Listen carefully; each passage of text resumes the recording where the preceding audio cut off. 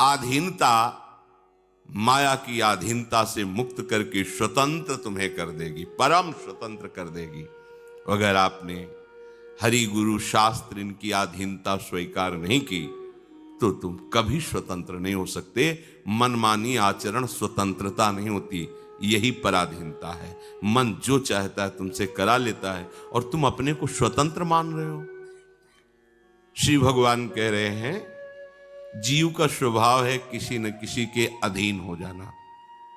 ये किसी न किसी शब्द को हटाओ, मदाश्रया, भगवान कह रहे केवल मेरे आश्रित हो जाओ। ये जो अधीनता है वो अपने अंशी को खोज रहा है, प्यार को खोज रहा है। हमारा प्रीतम कहां है?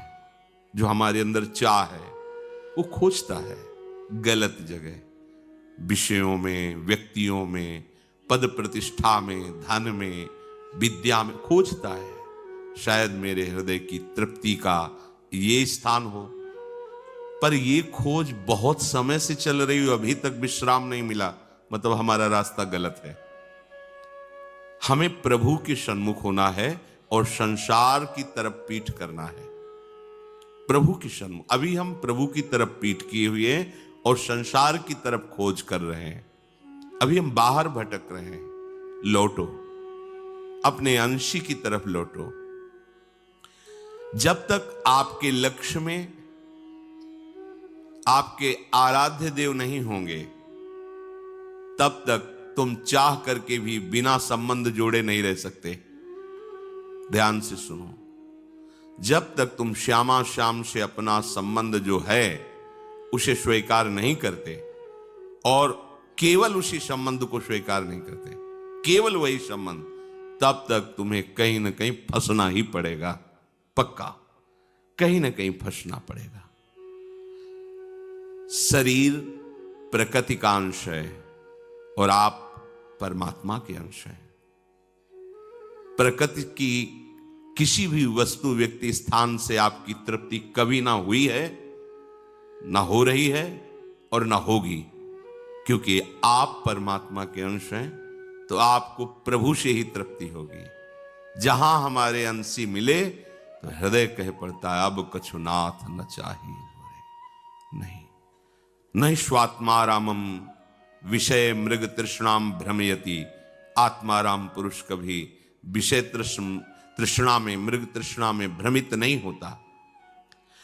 आप शरीर को मैं माने हुए हैं तो प्रकृति से रचा हुआ शरीर प्रकृति की तरफ ही आपको घसीटेगा, प्रभु से विमुख कर देगा। बहुत सुंदर बात, यही हो रहा है। फिर वो मानने लगता है ये कि मेरे शरीर की मनचाही भोग सामग्री मिले, यही भगवत आराधना का फल है, यही साधना का फल है। बस मेरे को जो चाहिए वो मिलता रहे, मेरे को, मेरी इंद्रियों को, मेरे मन को, मेरे शरीर को। भूल गया उसे क्या चाहिए। वो दूसरों की चाह को अपनी चाह मान लिया। प्रकृति के बने हुए शरीर से, प्रकृति के अंतःकरण से, प्रकृति के आकर्षण को अपना आकर्षण मान लिया। मुझे ये चाहिए नहीं। सच्ची मानिए, यही फसाव, यही जड़ चेतन की ग्रंथि है। अपने को प्रकृति का मान करके, अर्थात शरीर मान करके, और शरीर की आवश्यकताओं की पूर्ति को अपनी चाह मान करके हम पूरा का पूरा जन्म नष्ट कर देते हैं। अंदर से ही रहता है कि अगर मेरी चाही वस्तुएं मिलने लगे, चाहे भोग मिलने लगे, तो मैं निहाल हो जाऊंगा। आप विश्वास कीजिए, जो आप चाह रहे हैं वो किसी को सब कुछ प्राप्त है, लेकिन वो आपसे ज्यादा जल रहा है, क्योंकि उसकी और बड़ी चाह हो गई है। जिसको आप देखकर आकर्षित हो रहे हो, उसी वस्तु को भोगने वाला किसी और वस्तु की तरफ देख रहा है, क्योंकि वहां उसको तृप्ति ही नहीं मिली, क्योंकि है ही नहीं। इसलिए इस रहस्य को भगवान जानते हैं और भगवान आदेश कर रहे हैं, यदि आप शांति चाहते हो, आनंद चाहते हो, सुख चाहते हो, दुख से बचना चाहते हो तो मदाश्रया। ये बड़े प्रेम की बात है।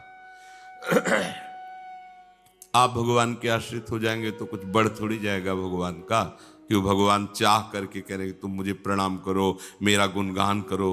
अरे उनका गुणगान तो वेद करते करते, भगवान शेष जी बड़े बड़े महापुरुष करते करते अभी तक अंत नहीं पाए हैं। वो अनंत हैं, वो तो हमारे कल्याण के लिए, हमारे आनंद के लिए बोल रहे हैं।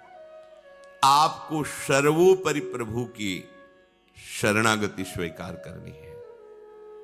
आश्रय, सहारा, अवलंबन एकमात्र केवल प्रभु का, विश्वास एकमात्र प्रभु का।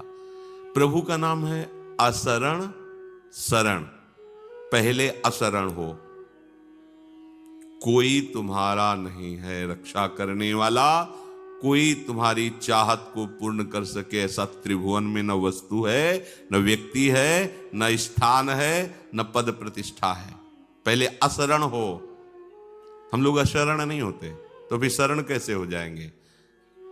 श्री हरिराम व्यास जी कहते हैं, असरण शरण श्याम जू को बानो,